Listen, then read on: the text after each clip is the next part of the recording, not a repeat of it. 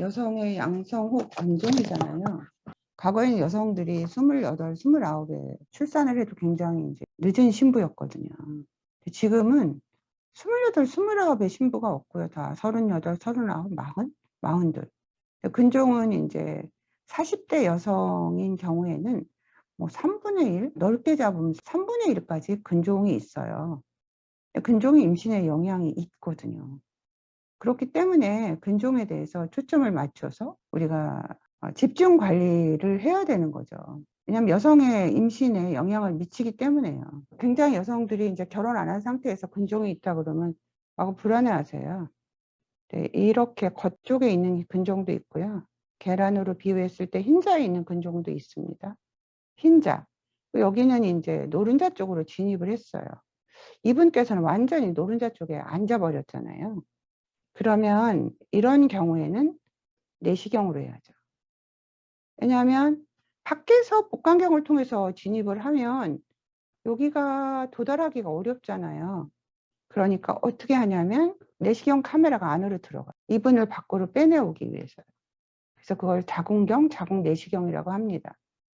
환자들은 일반인이기 때문에 도대체 왜 복강경으로 해야 하나 자궁경으로 해야 되나 막 혼돈이 오세요. 그런데 이렇게 계란으로 말하면 노른자 있는 곳에 근종이 있어요. 그런데 만약에 이걸 복강경으로 진입한다 그러면 여기 도달하기가 쉽지 않죠. 이미 여기까지 다 절개를 한 상태가 되죠. 그렇기 때문에 이런 경우에는 자궁 내시경으로 진입을 하게 됩니다. 왜냐하면 임신이라는 것은 원래 자궁이 계란할 만한데 여기 4kg가 들어있을 수도 있어요. 임신 중에는 자궁이 풍선처럼 부풀어 오르거든요. 그러면 늘어나는데 장애가 없어야 되는데요. 이렇게 절개를 해버리면 절개한 데서 28주 때 이렇게 벌어질 수도 있잖아요. 조산 같은데. 그리고 자궁이 딱 벌어지면 어떻게 돼요? 양막이 밖으로 튀어나오고 아기가 안에서 살 수가 없어요. 양막은 그냥 고무 풍선 같은데요.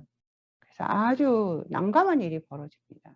그렇기 때문에 이렇게 안에 있는 자궁 근종은 자궁경을 통해서 내시경을 통해서 자궁 입구를 통해서 여기로 들어갈 수가 있어요. 진입이 돼요. 카메라가. 그리고 카메라를 통해서 이 안에 있는 근종들을 탄광에서 광부가 금을 캐오듯이 조금씩 파내어서 밖으로 나오는 거예요. 그러니까 쉽게 설명하시면 저녁에 숟가락으로 밥을 푼다고 생각하시면 돼요. 파내요. 이게 뚝 떨어지면 얼마나 좋겠습니까? 파내면서 밖으로 빼내는 것입니다. 자궁 내시경으로 근종 제거하기.